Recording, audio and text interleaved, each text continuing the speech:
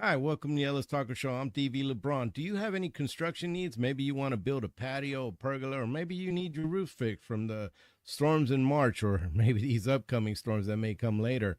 Check out K&H Construction. They're in Waxahachie. A local guy, Chris Helms. He'll take care of you, and no job too big, too small. Let him know DV LeBron sent you. So today, my very special guest and back on the show is Miss Debbie Timmerman. How you doing, ma'am? I'm doing fantastic, and thanks for having me on. Thank you, ma'am. Mr. Min is the current WISD board member for Place 7, and I am grateful that you came on. You do have a challenger, and I wanted to have you on to just talk to the constituents. But first, there's a lot of people. I was looking for a new house here recently, and there are a lot of new houses being built, and Yes. there's a lot of people coming. So there's people that may not know you, Ms. Timmerman. So I just want to give you a second to introduce yourself. Okay, I'm Debbie Timmerman. I've been in Waxahachie since 1982. I retired from the school district 40 years as an educator, 17 as a teacher, and 23 as an administrator. The last 6 years, I've been on the school board. My passion is kids, and hopefully you can tell that. I've spent my entire career in education, and now on the school board, I still get to go into schools and attend everything and still have that as a part of my life, and it's great. I have two kids that graduated from Waxahachie, and I have three grandkids that are in the district, and I've got a 2-year-old that will be getting in the district in not too distant future. Wow.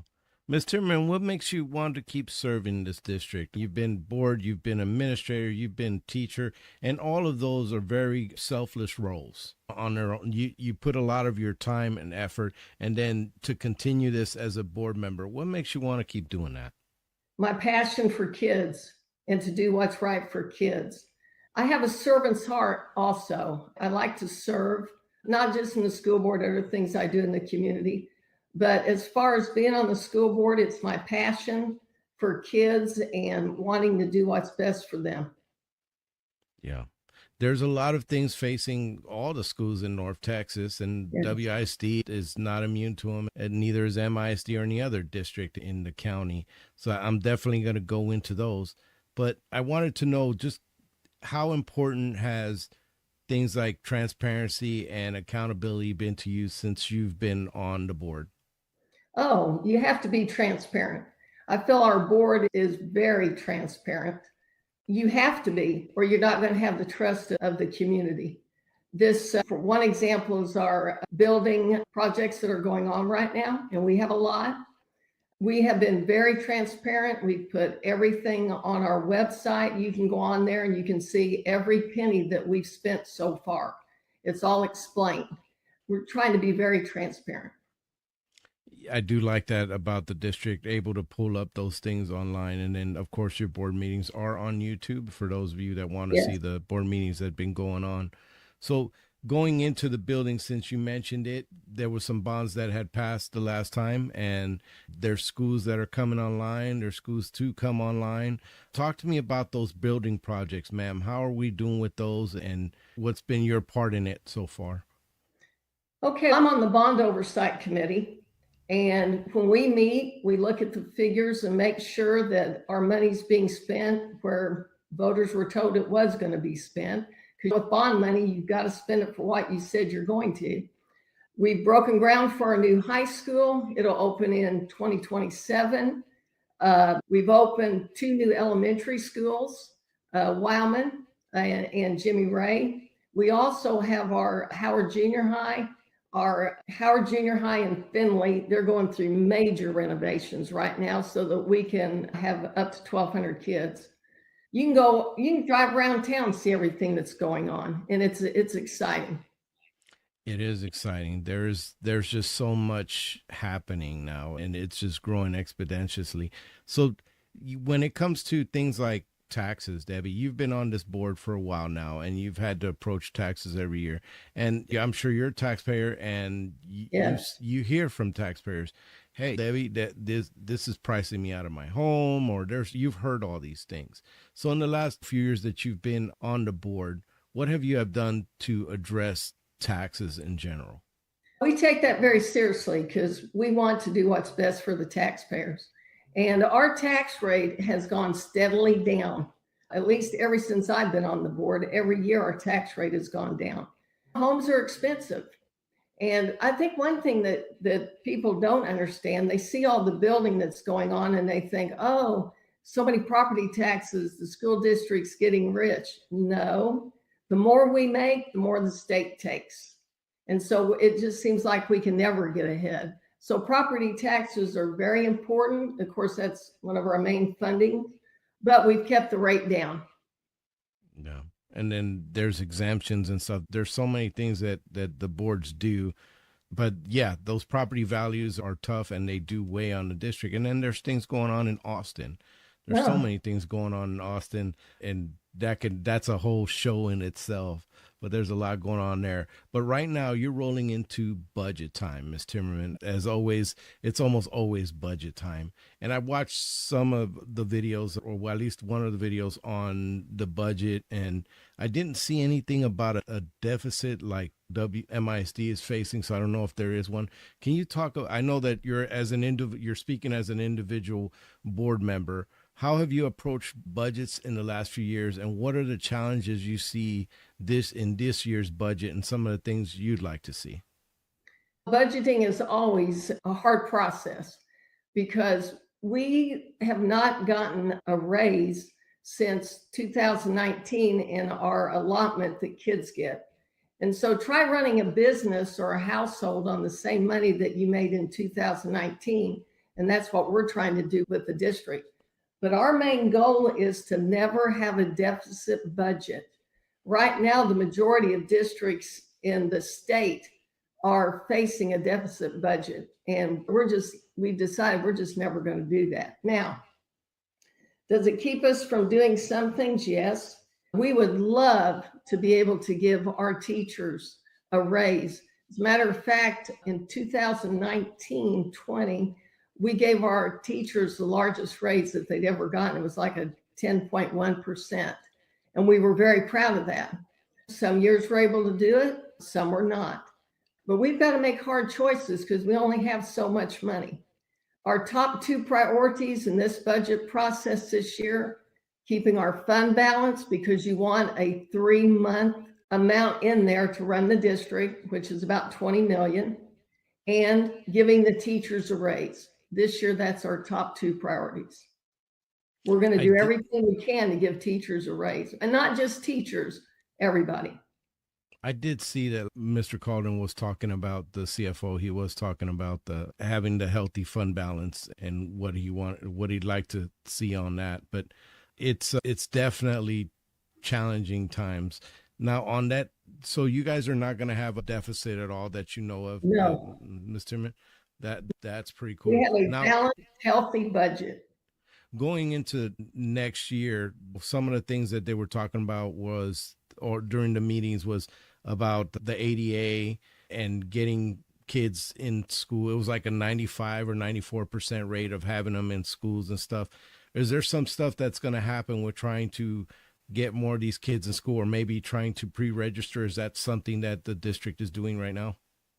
We've had for our 2 choice campuses, we've had the lottery system already. We've got those.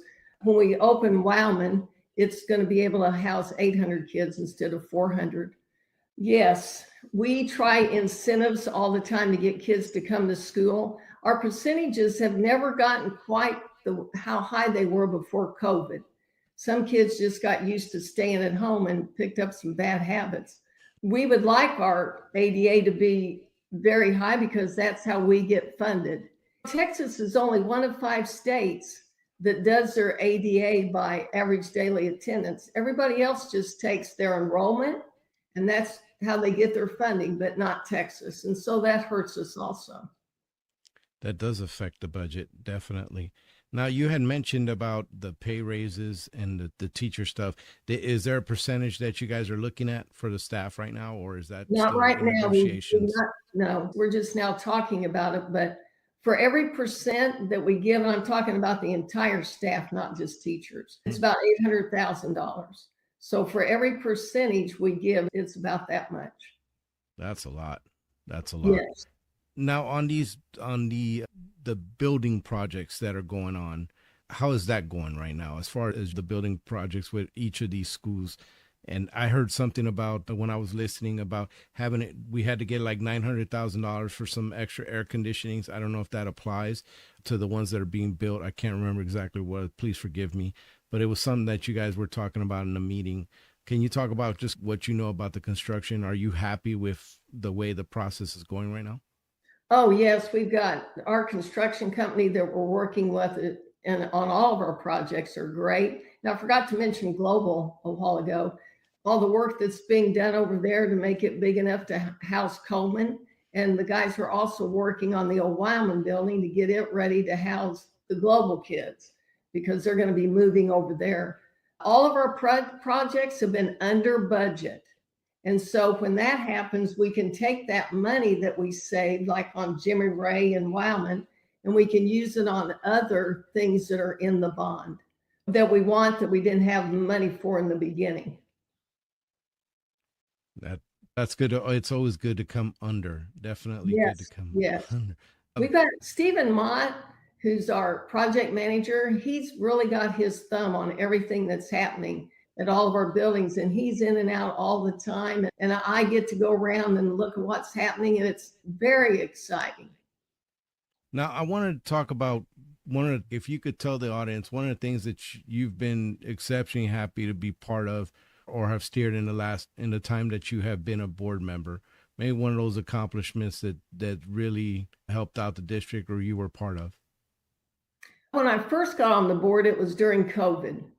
And that's when we sent our kids home at spring break and they didn't come back. So there was a lot of discussion on the board. What do we do when school starts? Because COVID was still around. We made the decision that we thought our kids were suffering, and everything we do on the board, we're focused on what's best for kids. So we decided to stick with our calendar, and we brought everybody back except those that needed to stay home for some kind of health reasons or something. And we still had online. So kids could choose to come back or they could stay doing their online work. We did that for a few months, and then it was so hard on the teachers because they were trying to teach not only the kids in the class, but the kids were online. And so then we made the decision to bring those kids back too. Now, not our special needs kids that had some kind of health problems, but any kids that were able to come back, we said come back. And we were the first district in the county that did that. As a matter of fact, they were all looking at us to see what was going to happen when we started school. And when everything worked out for us and everybody else started opening back up.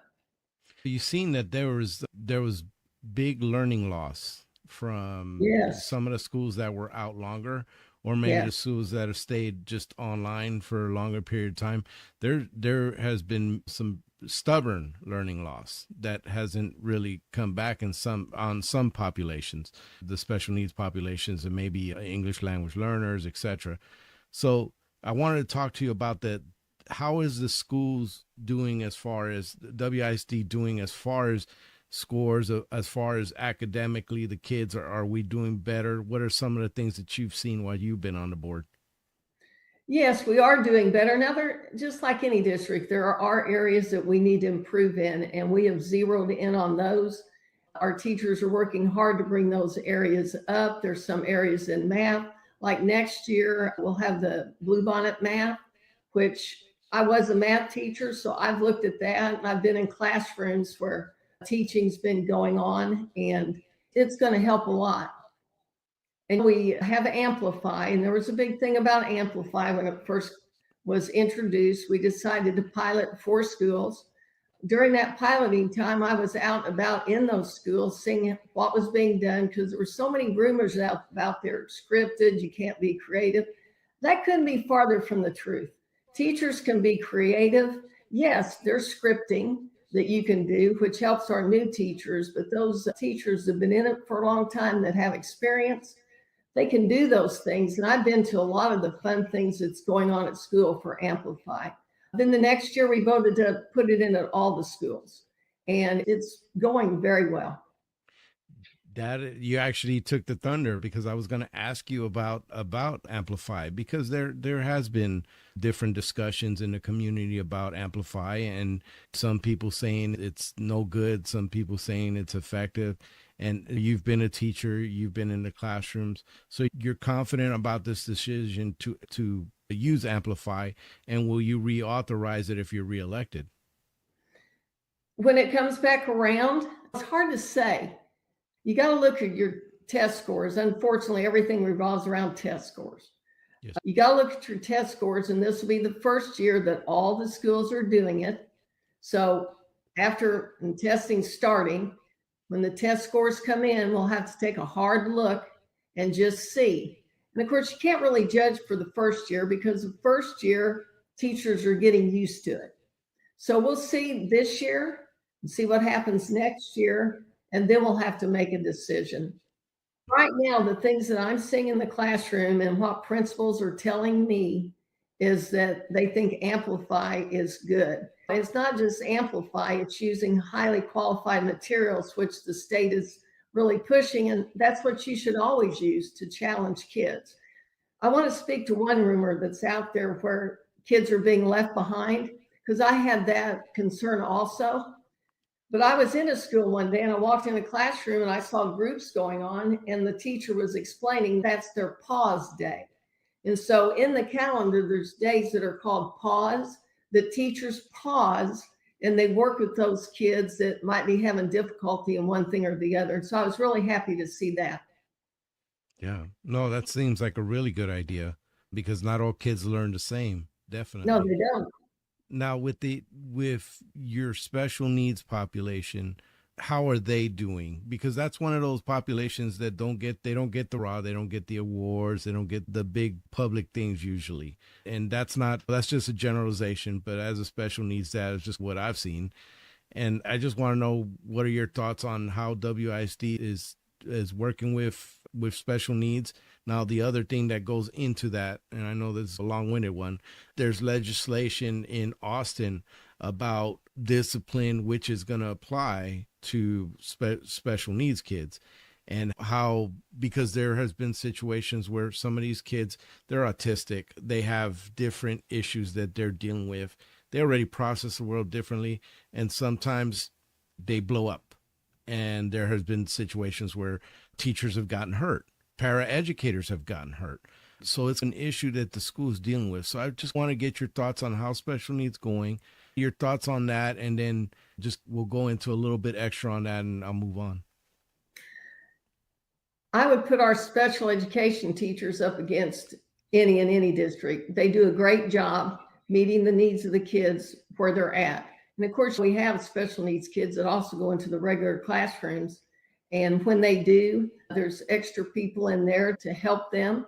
A one-on-one situation so I think we do everything we need to do. Now, are there situations that sometimes aren't the best for all students? Yes, because like you said, sometimes there's discipline problems where kids will get out of control. They'll throw chairs, they'll hurt others, and teachers have to get everybody out of the classroom. That takes the instruction away from them.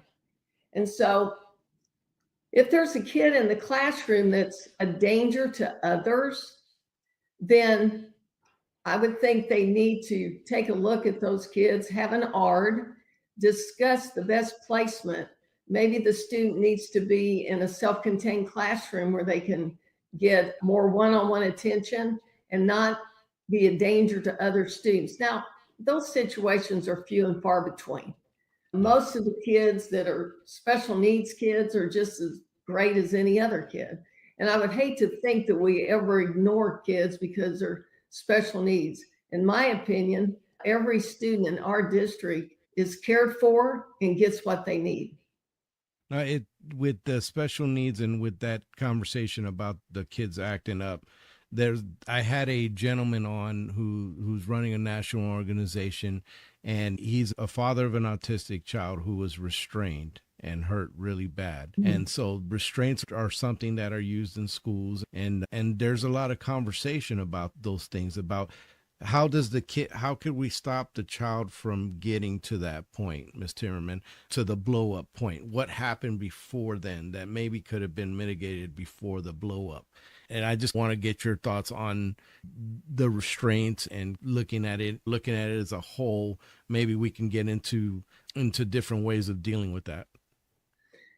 There are situations, let me back up. Our special ed teachers are trained in restraining. There should never, ever be a child that's hurt by being restrained. As far as restraining, again, that doesn't happen very often.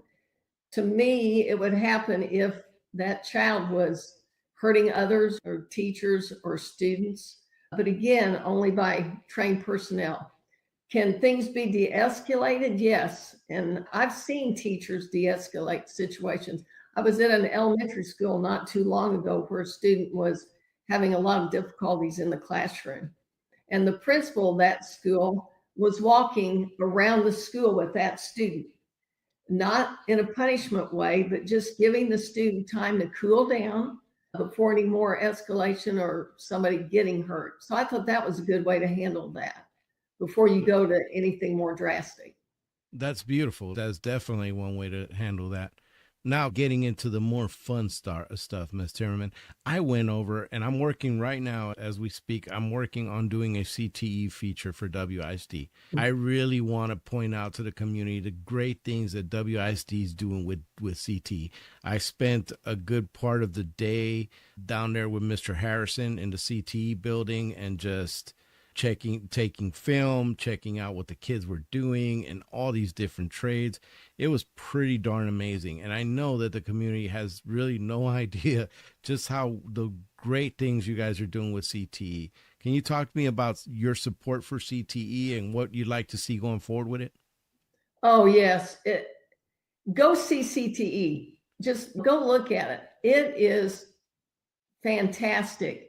From culinary and the beauticians and barbering and welding and construction trades and automotive and the police part, the health part, where we're training kids to be EMTs. We also started this year, last year, pharmaceutical, where they can go out and be a pharmacy tech.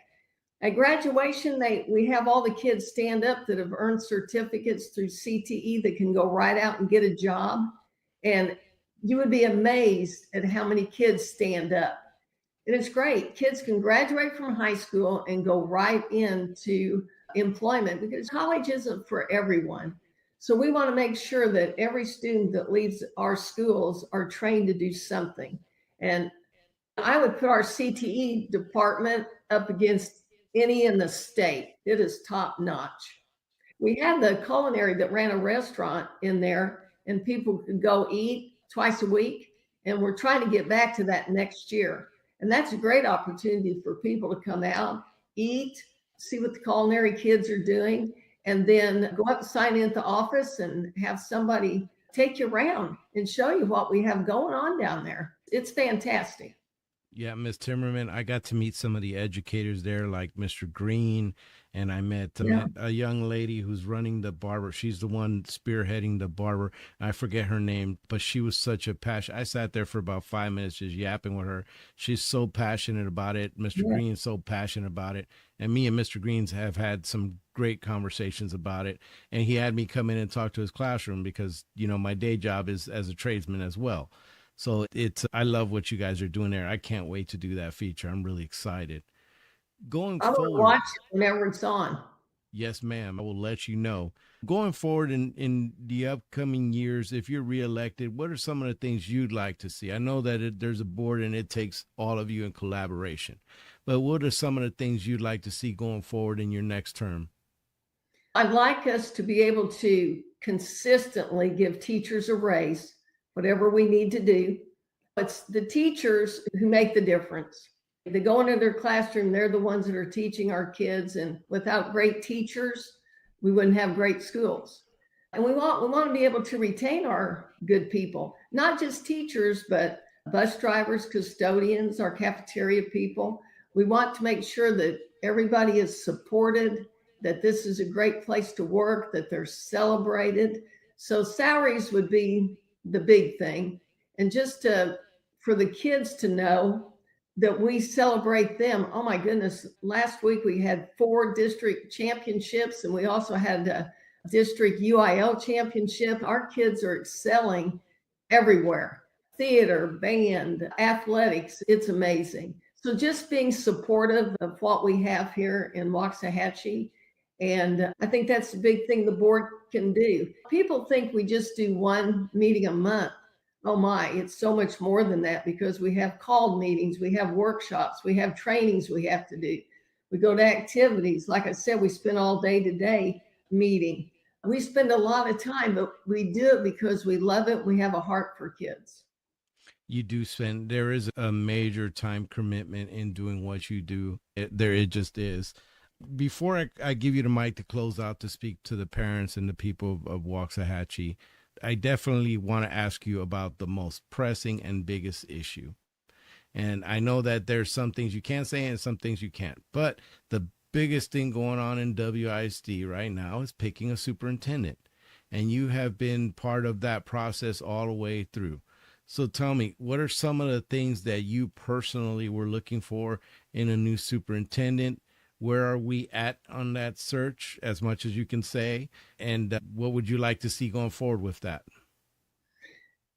Personally, and I think I can speak for the board, we were looking for somebody with superintendent experience, someone that could come and have a good foundation of leading a district in good academics, good budgetary decisions, someone who was committed to come and be here for a while. It gets tiring only having a superintendent 2 or 3 years and then they leave. We need somebody that's going to buy into the district and be here. I spent all day today. We started at 9 o'clock and finished at 4, interviewing our final candidates. And our new superintendent will be named tomorrow at 9 o'clock. So we're done with the process. We just have to name the new superintendent tomorrow. And let me tell you, that is the most stressful thing to go through, because you want to make the right decision for the students and staff and community, because the school district, it's so important in a community. You want to have a great school district and you want to have a great leader. And when you have the 7 of us that are responsible for choosing that person, it is stressful. We feel like we've got a good person to come in and take the reins, and I think everybody's going to be thrilled. Nice. Now, did you get a lot of good applicants? Did everybody bring a little special thing to the table? Was it a really difficult choice in between them? Oh my goodness. In the beginning, we had 34 people that applied. Now, some of those we could just put over to the side right away because they didn't have any administrative experience. That wasn't very many. Then we got our search firm person helped us whittle it down. We finally got it down to people that we wanted to bring in for our first interviews, and we did that a couple of weeks ago. And from those people that we interviewed, we got down to 5 to bring back. And it's a process. It's a real process. But it's very gratifying when you know in your heart that you've got somebody good and that's going to do good for the district and the community. By the time the show airs, that news will be out. Like I told you offline, I've prayed for you guys in this decision because it is a big decision. They set the culture. They get the hiring. They steer that ship on a day-to-day basis under you. It's your one employee kind of thing. And they got to make that. WISD has so many things going in the future, all these schools opening up, staffing them, getting the right people. There's so many things that are coming up in the future. And if the superintendent's not up to that, it's a bad deal. So I know that was a big decision for you guys. And I just want you to know publicly too, that I did pray for you guys on this decision. I'm glad you guys have come down with who you're going to go. And I look forward to hearing who it is and hopefully building a relationship with them so I could have them on and talk to them on the show. On my show, my guest always gets the last word. So I'm going to shut up and you just talk to the people of Waxahachie. Okay, I would appreciate your vote. Early voting starts on April 22nd, lasts through the 29th, and of course, Election Day is May 3rd. I know that in the past 6 years, I have dedicated myself to do a good job for this district. And I was talking about all the meetings that we go to and the board meetings and the called meetings. I don't even know how many that's been in the 6 years I've been on the board. But during that 6 years and all those meetings, I'm proud to say that I've only missed one. And so I hope that shows you how dedicated I've been to be a good school board member and to be there to help make those decisions that are important to the district. I've been with this district for a long time. And like I said a while ago, I have a passion. I still have grandkids in the district, and I would really appreciate your vote. Ms. Timmerman, thanks again for coming on my show. I really do appreciate it. Good luck in your election. And I had your opponent on. I will be airing both of those. And folks, I hope that you will pay attention in elections. There are a lot of consequential things going on. And at the bare minimum, no matter who you vote for, I don't do that on the show. I don't tell people who to vote for. Check out these interviews and check out these people who want to lead the school district where your kids are in, who will affect your taxes, who will affect, many things in your community. Check them out and make an informed vote. Ms. Timmerman, thanks again for coming on. Can you stick around after the show real quick? Sure. Thank you.